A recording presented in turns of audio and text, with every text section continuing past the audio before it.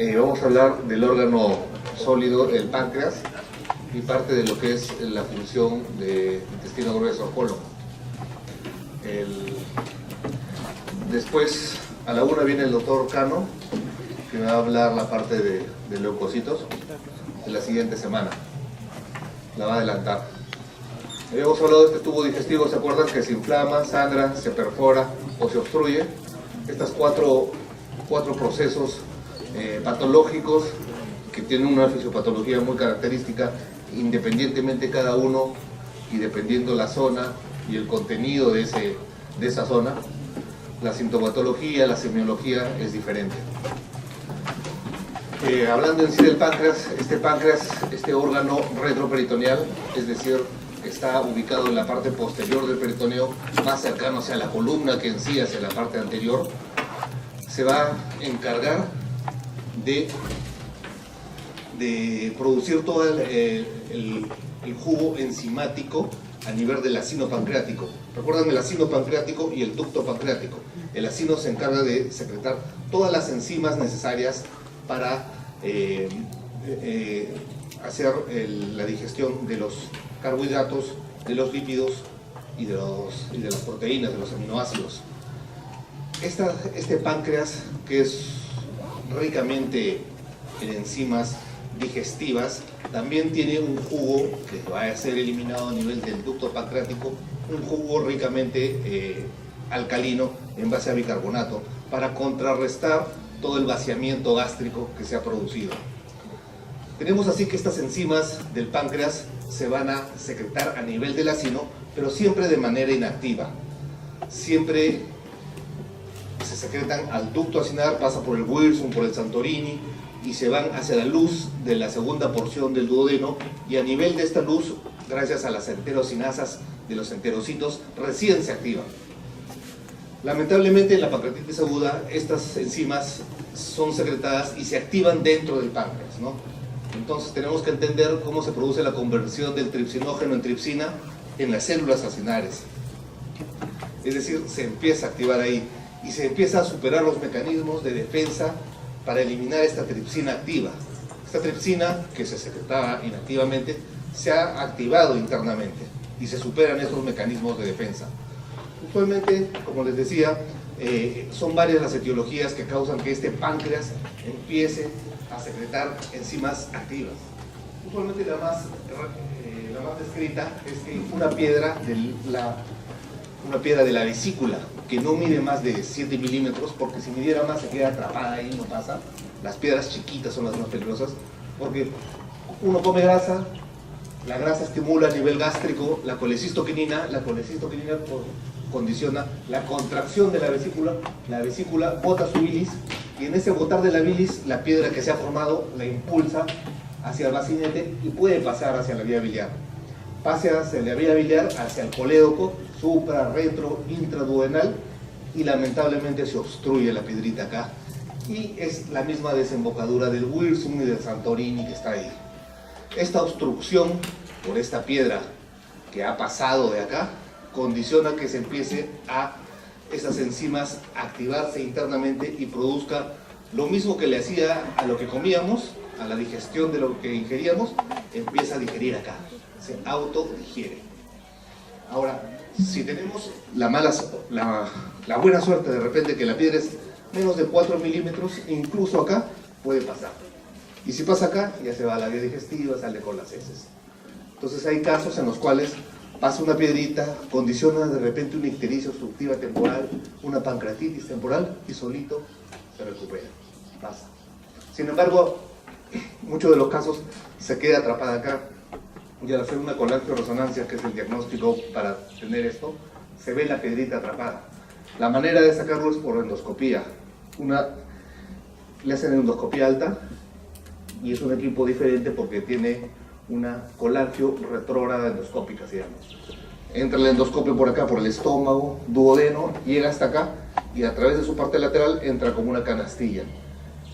Cortan la papila, una papilotomía, y liberan lo que ha obstruido, pues, en este caso la piedra, y el paciente tiende a recuperarse una vez que se drena toda la bilis y el jugo pancreático en conjunto.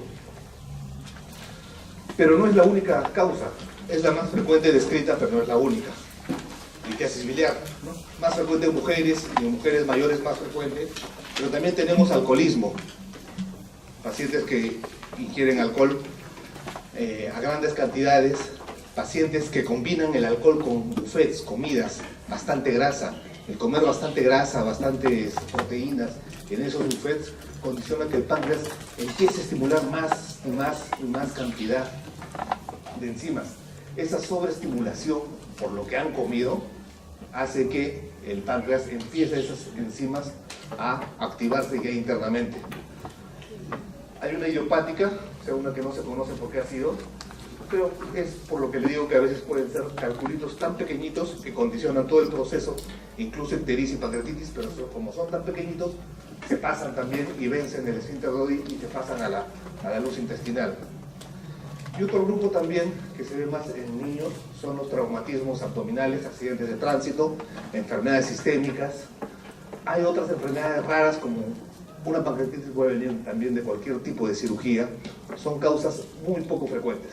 Lo más frecuente es cálculo, alcohol y comidas copiosas, buffet, abundante, rica en grasas y proteínas. 95% de este origen, ¿no? Entonces nosotros tenemos ahí nuestro páncreas, nuestro Wilson, Santorini. Pero el páncreas en sí también tiene mecanismos de defensa. Tiene 3 mecanismos para defenderse de esta pancreatitis. Como la que activa todo es la tripsina, tiene un inhibidor de la tripsina. Pero este inhibidor de la tripsina solo es una defensa en un 20%, nada más. O sea, hay un 80% que no puede. A esto se agrega la mesotripsina, enzima I, que también empiezan a tratar de frenar a la tripsina, internamente en el páncreas hablando, ¿no? El segundo mecanismo. Y el tercer mecanismo es antiproteasas pancreáticas alfa-1 antitripsina y la alfa-2 macroglobulina. Estos 3 mecanismos tratan de parar las propiedades enzimáticas dentro del páncreas para que no siga una autodigestión misma, ¿no? Recuerdo todas las enzimas que se producen en el páncreas, enzimas para los carbohidratos, para las grasas, para los péptidos, para los aminoácidos, todos y con un precursor y quién lo activa. El principal, el que siempre describe, el tripsinógeno, pasa tripsina a través de la heterocinasa a nivel de la mucosa duodenal y este a su vez empieza a activar a las demás. Esta tripsina activa, ¿no? Cataliza la conversión de las proenzimas, tripsinógenos, precursores, es decir, a todas las demás, las empieza a activar. Y también activa el sistema del complemento y de la cinina. Estas enzimas activas autodigieren el páncreas, inician un ciclo de liberación de enzimas más activas, se produce una autodigestión. El tratamiento para esto, como le dije, es el tratamiento de desbloquear la obstrucción de esta secreción biliopancreática.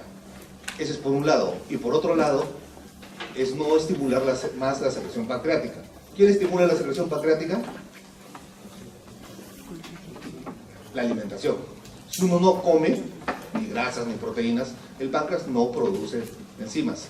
Entonces, ¿el paciente con pancreatitis come o no come? No come nada. El tratamiento para la pancreatitis es no comer nada bioral. Todo se lo da por la vena. ¿Ya? Ese es por un lado. Y por el otro lado, desobstruir, pues obviamente, lo que inició este proceso de pancreatitis. Estas enzimas, esta tripsina que está autodigeriendo el páncreas, rompe las barreras paracelulares de las células, tanto acinares como ductales, como intralobares, y empieza a haber una destrucción en toda la arquitectura pancreática. Como el páncreas es un órgano retroperitoneal y está a lo largo como a manera de cinturón de faja, el dolor usualmente del paciente es un dolor muy sordo y va en cinturón. Le dice el paciente, me duele como a manera de cinturón, y es un dolor permanente que causa muchas veces distensión. Las enzimas empiezan a producir un daño de todo el endotelio, de la parte vascular, tanto ductal como acinar. Esto condiciona que hay alteraciones en toda la arquitectura, hipoxia en toda esta zona. Esta hipoxia en esta zona condiciona que haya disminución del oxígeno, isquemia progresiva, finalmente que lleva a una necrosis, a una inflamación, a una edema y a una necrosis del tejido pancreático. Permeabilidad vascular, edema y finalmente la necrosis del tejido pancreático. Lo que normalmente se ve así muy claro, se puede ver totalmente incrementado de volumen, edematoso, con áreas hemorrágicas, con áreas necróticas, con áreas necrohemorrágicas y edematosas, incluso que pueden hacer colecciones.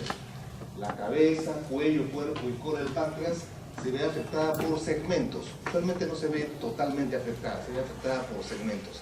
Incluso forman colecciones que finalmente llevan a abscesos intraabdominales.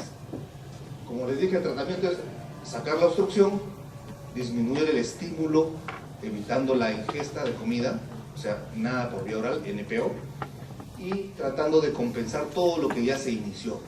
Toda esta actividad enzimática, todos los daños se tratan de compensar y de sobrellevar. Existe una activación del complemento y hay reclutamiento de macrófagos y leucocitos. Estos macrófagos y estos leucocitos que se han ido reclutando empiezan a liberar interleuquinas.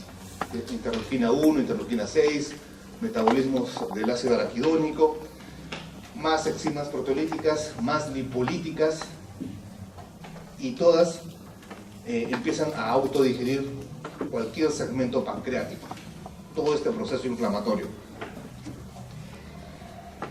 Al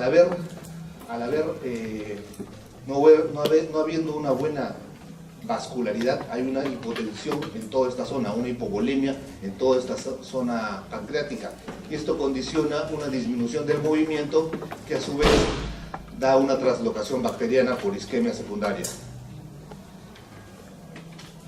Existe una trombosis microvascular por la fosfolipasa A activa, la lecitinasa, que condiciona un distrés respiratorio agudo. Puede haber derrame pleural bilateral, insuficiencias renales por la hipovolemia y la hipotensión, depresión del miocardio y shock. En general se comporta como una enfermedad sistémica, una respuesta inflamatoria sistémica debido a esta autodigestión. Hay complicaciones metabólicas, hay hipocalcemia a nivel pancreático cuando muchas veces se laparotomiza o se ingresa a través de URBI para tratar de drenar estos abscesos, estas necrosis pancreáticas. Se encuentran estos jabones de calcio, que es la unión de la parte grasa de los lípidos con el calcio. Estos ácidos grasos capturan a los lípidos y forman estos jabones de calcio, que son lo característico en la macroscopía. Hay translocación intracelular de calcio, hay hipertrigliceridemia, puede haber baja o aumento del azúcar, de la glicemia, y el dolor es el síntoma principal. Cada vez que hablen de pancreatitis, 90% de los casos debe haber dolor. Pancreatitis sin dolor no es pancreatitis. Y el dolor típico es el dolor que le digo, el faja, ¿no? Un dolor no tan específico, ubicado en un solo punto, irradiado de manera de faja, ambos desde el epigastrio a los hipocondrios hacia la zona lumbar, de manera difusa. Esto se asocia también a náuseas, vómitos y a una distensión. Así es, totalmente distendido, ya que hay una pared intestinal. El intestino no se mueve por la inflamación que hay, porque si se moviera y tuviera más dolor, los reflejos son que no se mueva, y esto condiciona una distensión de todo el abdomen. En la exploración física, al examinar, el paciente puede tener síntomas generales. Síntomas generales de respuesta inflamatoria sistémica, en este caso una sepsis, fiebre, taquicardia, taquimia, puede haber derrame pleural, no puede estar orinando, una insuficiencia renal, puede haber incluso una insuficiencia hepática, un síndrome hepatorrenal, hipotensión y shock. En general, te puede dar una sintomatología muy variada. Siempre la sospecha entonces debe ser paciente que tiene a la ecografía cálculos, que viene con dolor, cálculos con dolor o refiere a haber tenido un abuso de comidas o alcohol. Ante esa sospecha siempre pedir los exámenes para definir la pancreatitis. Y los exámenes que pedimos para pancreatitis son de laboratorio, son la amilasa y la lipasa. Amilasa y lipasa séricas nos permiten saber el grado, tener el diagnóstico de pancreatitis aguda, y obviamente es de manejo casi siempre médico, a menos que progrese, coleccione, haga abscesos en los cuales se tienen que drenar usualmente de manera de radiología. Antes se drenaban de manera quirúrgica, pero debido a que ya se diagnostican más temprano con la ayuda de ecografía, con la ayuda de amilasas, de lipasas, no llegan a casos muy severos y se pueden diagnosticar antes, y ya solamente se drenan por punciones a través de radiología intervencionista. La mortalidad de la pancreatitis aguda llega al 10%.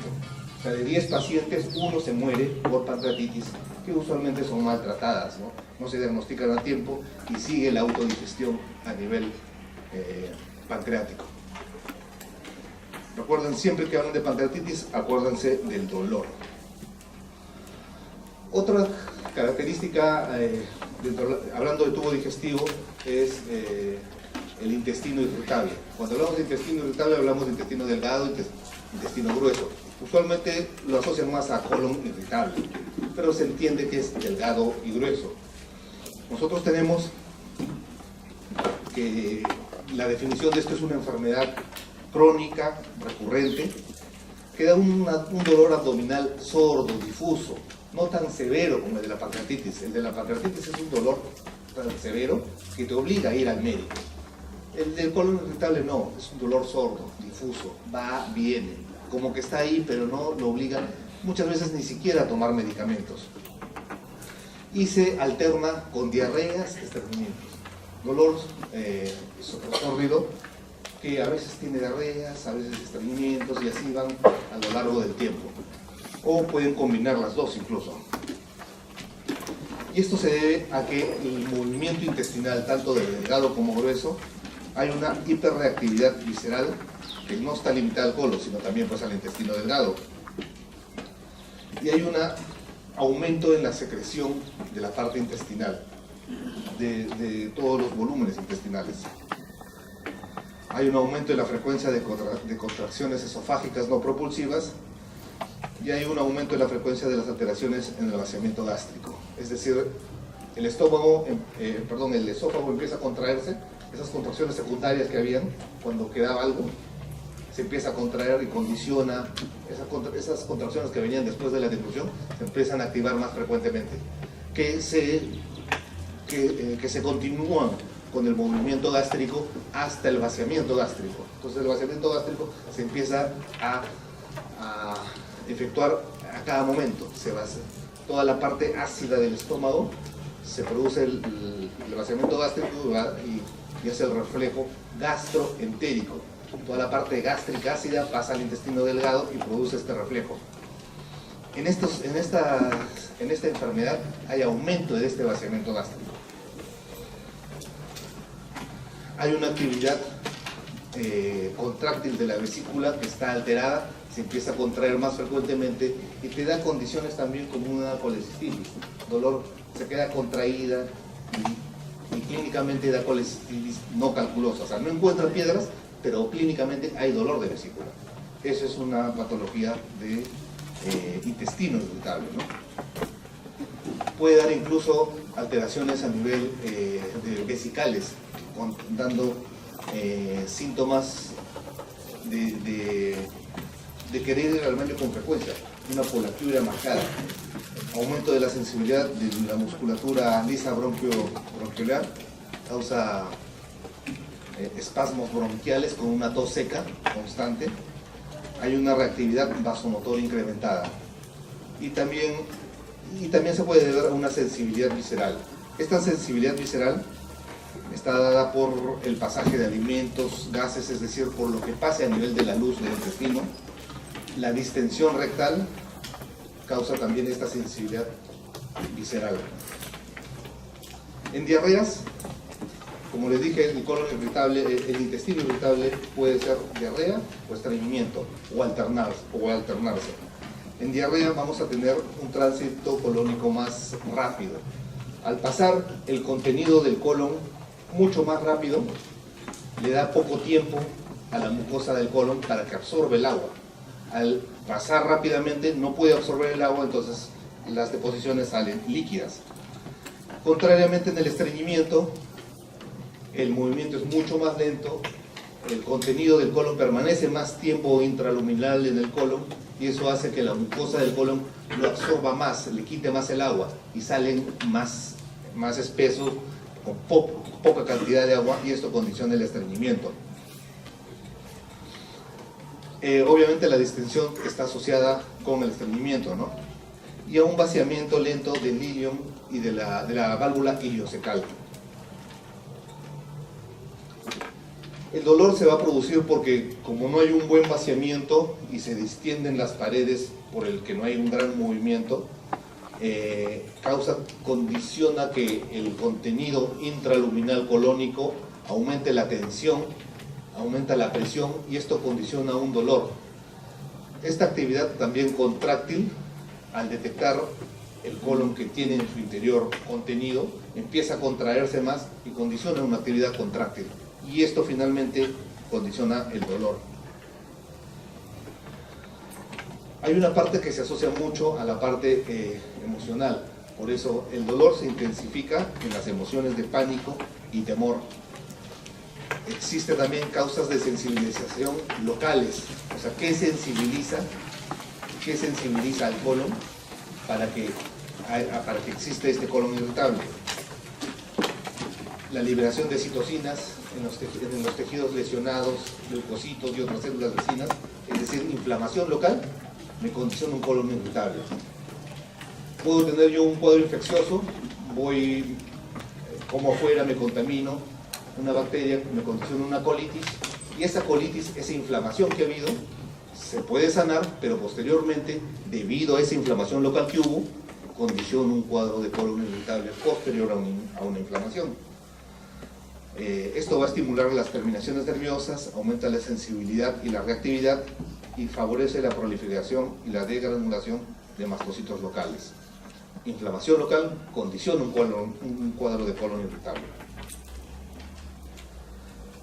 Hay una parte alérgica del tipo 1 con lesión tisular, isquemia e infección a algunos alimentos. Son los pacientes que dicen: tuve mi cuadro diarreico infeccioso, me curé, pero desde entonces sigo con una diarrea eventual y con cólico. Eso es debido a esta hipersensibilidad que surgió por esta inflamación. Se establece mucho que está relacionada también con la parte parasimpática, el nervio vago, y la parte simpática en este desequilibrio, y va a amplificar las experiencias a nivel central y local. Lo que les decía, cuadros de post-gastroenteritis, casi siempre en mujeres, enfermedades agudas más graves, más severas. Cuando hay pérdida de familiares fallecidos, situaciones de estrés agudo, existencia de factores psicosociales, todas estas causas condicionan una hipersensibilidad para el cuadro de colon irritable.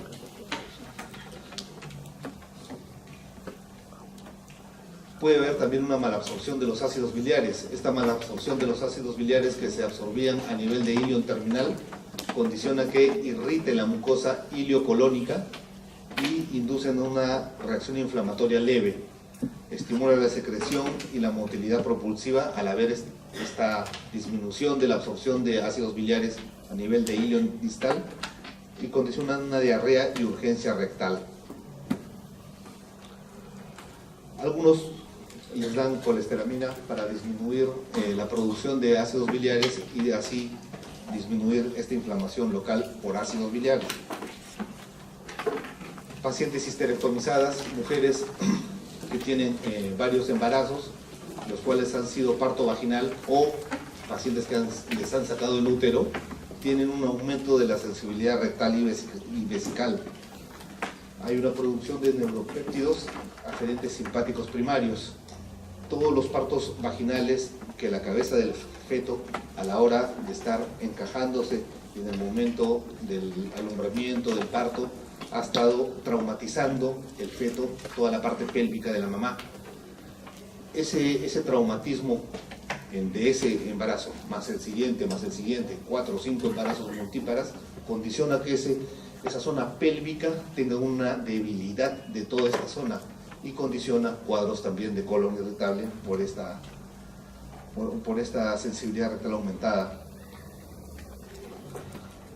2/3 de los pacientes presentan síndrome de intestino irritable, o sea, es bastante. Sin embargo, este es un diagnóstico de exclusión. Primero, si el paciente viene con dolor, diarrea y estreñimiento, hay que descartar otras cosas. Si viene con diarrea, hay que ver que no sea infeccioso, que no sea a veces un tumor que condiciona disminución de la absorción de agua, estreñimiento que no esté obstruido por algún tipo de lesión, y el dolor, buscar otras causas. Finalmente, cuando tú descartas las otras causas, puedes pensar ya en un síndrome de intestino irritable.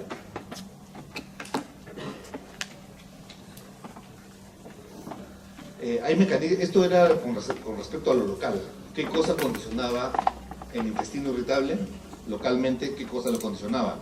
Ahora, hay mecanismos centrales también. Cuando ya se ha descartado la parte orgánica, es decir, no tiene un tumor, no tiene una bacteria, no tiene algo que esté causando el estreñimiento y la diarrea crónica, se empieza a buscar y se encontró la asociación entre la emoción y la motilidad. Es decir, el cólera produce una actividad contráctil más severa, exagerada del recto sigmoides. La tristeza y el temor, al contrario, se asocian con ausencia de motilidad. No se encuentra contraído, se encuentra en un tono normal, pero sin movimiento. Mientras que la ansiedad se asocia más con el tránsito rápido, es decir, con contracciones rápidas y aumento en la frecuencia intestinal. La depresión causa un retardo del tránsito intestinal. Entonces ven cómo esta parte cerebral, esta parte de las emociones, cómo influencian directamente en el movimiento intestinal a nivel del colon fundamentalmente. El estreñimiento se asocia con un tono vagal bajo y la diarrea con una mayor actividad simpática. En el sueño tienen un estado REM excitatorio mayor. Hay respuestas al estrés agudo causando una activación del sistema nervioso simpático y por eso muchas personas ante el estrés reaccionan con aumento de la frecuencia. Estrés, diarrea, ¿no? Hay personas más vulnerables que otras, dependiendo su grado emocional. Deficiencias en el desarrollo emocional dependen de la familia, amistades, hogar, etc. Hay personas contrariamente más fuertes en este sentido, ¿no?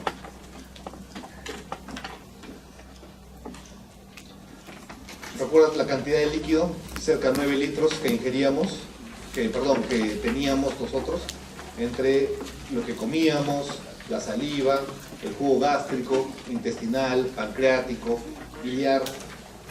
9 litros, pero no esos 9 litros defecamos unos 250, 300. La mayor parte absorbida en el intestino delgado, fundamentalmente yeyuno, ilion, y un porcentaje menor en colon derecho. En ese orden de importancia, ¿no? Yeyuno, ilion, colon derecho. Las funciones del colon, la función fundamental es absorber agua, sodio y por consiguiente agua. La secreción de potasio, bicarbonato y secreción de moco y una función de almacenamiento en sí. Entonces tenemos ese colon del lado derecho, ese colon ascendente y transverso que va a tener una motilidad y esa motilidad va a condicionar una absorción. Si la motilidad está aumentada, la absorción va a estar disminuida, ¿no? Porque pasa muy rápido. Si la motilidad está disminuida, la absorción va a estar aumentada, porque se queda mucho tiempo acá. El diámetro va disminuyendo por un ascendente transverso hasta que se hace un diámetro mucho menor al nivel sigmoideo.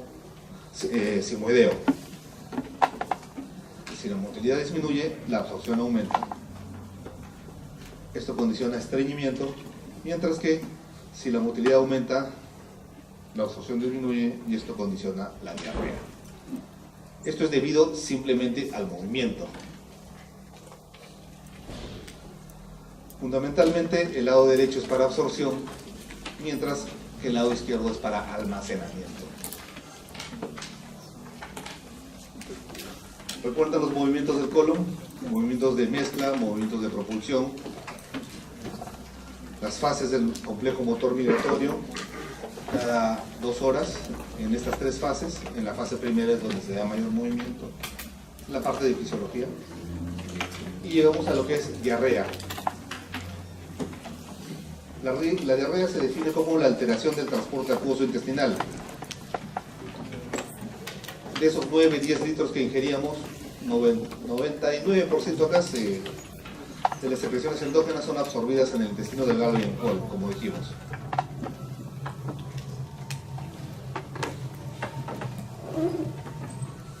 Diarrea en general lo vamos a definir como cuando hay una defecación más de 3 veces al día, o cuando la consistencia de las deposiciones es fluida. Es decir, si hago 4 deposiciones sólidas, tengo diarrea. Si hago una sola deposición, pero es fluida, tengo diarreas. Son definiciones en sí. Ahora vamos a tener diarreas de tipo secretor, porque hay una alteración en el transporte electrolítico y deficiencia en la absorción más que en el aumento de la secreción. Es decir, toda esta cantidad de agua que habíamos producido, entre saliva, bilis, intestinal, gástrico, no se puede absorber. No se puede absorber de manera adecuada. Y es un problema más absortivo que de secreción en sí. Y la diarrea osmótica son cuando sustancias que no se pueden absorber empiezan a jalar agua de los enterocitos. ¿Cómo así? Por ejemplo, van a comer y comen algo, una proteína, un bistec. Eso es una sustancia osmótica a nivel luminal y empieza a jalar agua. Los aminoácidos de esta proteína empiezan a jalar agua y condicionan un aumento compensatorio de la osmolaridad por la gran cantidad de aminoácidos que tiene en sí la proteína que han ingerido. Así hay sustancias que se utilizan para limpiar el colon. Manitol, lactulosa, se utilizan para que el paciente ingiera, jale el líquido y al jalar líquido condiciona diarreas osmóticas para limpiar el colon. Cationes, aniones, azúcares o alcoholes de azúcares. El manitol es el más barato, es lo que se usa usualmente. Con pobre absorción se utilizan para condicionar diarreas osmóticas. Por ejemplo, cuando le hacen una colonoscopia a alguien, entran con su colonoscopio y necesitan ver todas las paredes del colon limpias. Entonces, para que esté limpio el colon, tienen que limpiarle el colon. ¿Cómo se lo limpian? Dándole manitol, dándole estas sustancias para que le condicione esta diarrea, que finalmente uno toma 2 litros de manitol, hace tanta diarrea que lo que normalmente salía marrón termina saliendo blanco. Entonces ya cuando sale blanco, no tanto como el agua, transparente me refiero, ya es un buen indicador de que el colon está limpio. Entonces ya cuando entra con su colonoscopio puede ver exactamente todas las paredes, todas las lesiones de que no haya nada. Contrariamente, si no hay una buena limpieza, no se puede ver. Hay una mancha acá de heces marrón, no veo la mucosa, no sé si hay algo o no hay nada. Por eso la preparación y el uso, la utilización de estas diarreas osmóticas controladas permite tener una buena limpieza colónica. Iones también como el magnesio, el sulfato, fosfato, son mal absorbidos, ¿no? Y condicionan también estas diarreas osmóticas. Las diarreas jala agua a razón de mantener pues la osmolaridad, ¿no? Diarreas por lactosa, la lactulosa, que también se da para dar esta diarrea osmótica y poder limpiar o incluso tratar muchas veces el estreñimiento crónico. Obviamente si se deja de dar la lactulosa remite el proceso, ¿no? Por eso muchas veces cuando hay un estreñimiento crónico y les indican lactulosa, no se recomienda dar mucho tiempo, porque tú dejas de dar lactulosa y nuevamente regresa el estreñimiento. Es un efecto rebote. En las diarreas secretoras hay una disminución en la absorción y un aumento en las secreciones netas de cloro y bicarbonato, y disminución en la absorción. Estas diarreas secretoras, el ejemplo común es el Vibrio cólera, que lo que hace es estimula los canales de cloro para que se empiece a producir diarreas a través de estos canales de cloro, gracias a una estimulación constante del AMP cíclico, debido a la toxina del Vibrio cólera. O sea, este Vibrio cólera crea una toxina que estimula estos canales de cloro para dar diarrea. Hay enfermedades que afectan a los canales de cloro,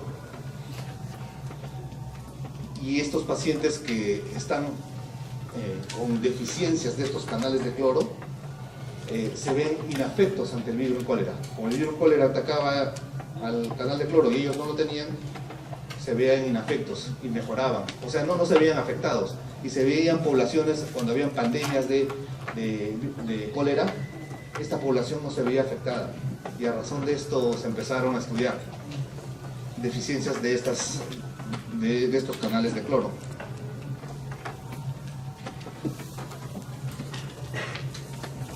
Es que da la cloridorrea congénita, ¿no?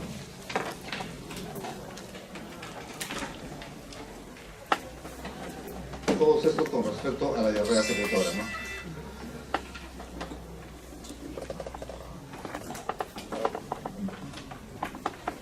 La reducción del flujo sanguíneo intestinal, el efecto diarreico, las citocinas, neurotransmisores, enteritis por radiación. Muchas veces se tratan tumores de colon, de intestino, tumores abdominales.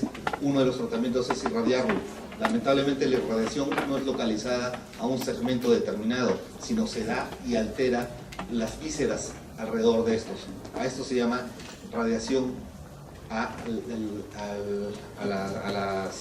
al resto de la cavidad peritoneal, y esto me causa una enteritis post-radiación. Esta enteritis post-radiación condiciona también esta diarrea secretora. Diabetes, diarreas post-vagotomía, su mecanismo es a través de una aceleración del tránsito intestinal.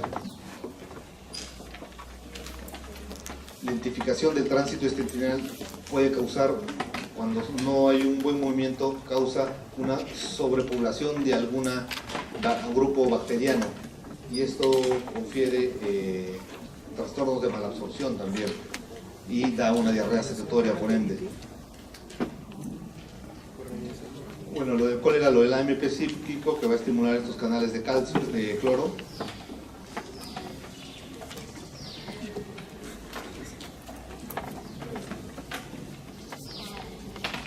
Estas diarreas complejas, por ejemplo, la enfermedad inflamatoria intestinal, no es muy frecuente, no lo ven.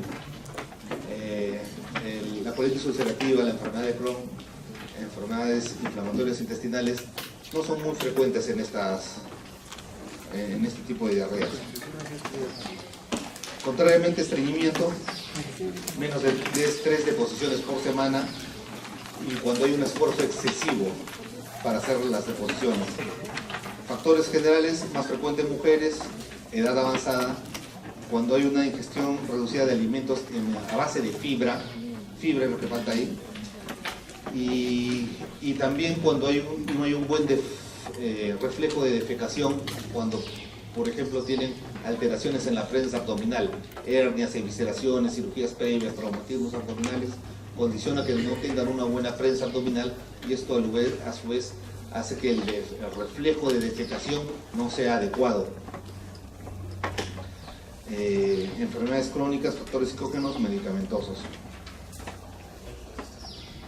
Más frecuentes es en personas que no tienen actividad, a diferencia de las que hacen ejercicio, en ingesta insuficiente de fibra, en la cual también tiene que ver mucho cómo está la anatomía, cómo es la anatomía. Si las personas de los Andes tienen un aumento o un consumo de fibra muy alto, condiciona que esta fibra haga un efecto de masa, de volumen en todo el colon, y haga crecer el colon.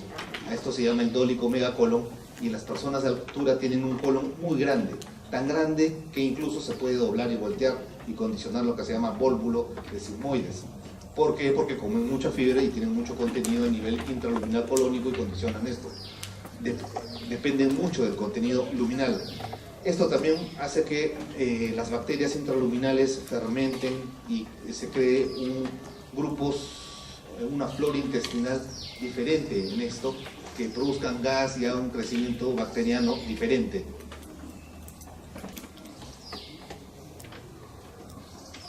A estas personas justamente lo que se les dice es que aumenten su fibra. Las personas de los Andes que comen mucha fibra no tienen este problema. Al contrario, ellos crecen mucho y se doblan y se corrigen. Acá no. Esto es porque la ingesta de la fibra es mínima, por debajo de lo normal. Por eso se dice pues, que aumenten el col, manzanas, salvado, harina de linaza, todo lo que el organismo en sí no pueda digerir y aumenta el volumen.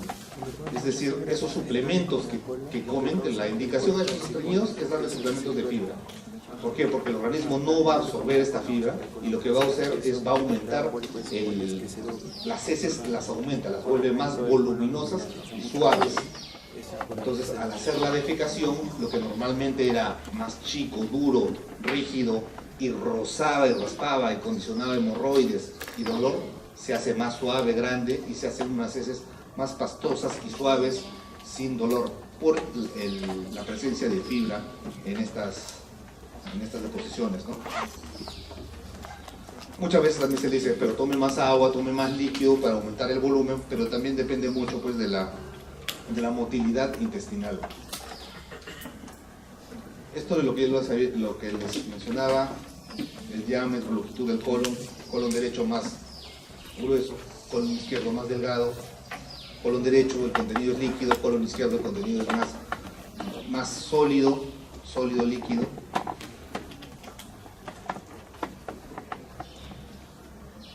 Bueno, y ahí terminamos la parte de estreñimiento. Ahora viene el doctor Cano para que les adelante la clase de la siguiente semana, y el próximo viernes ya el examen. Gracias.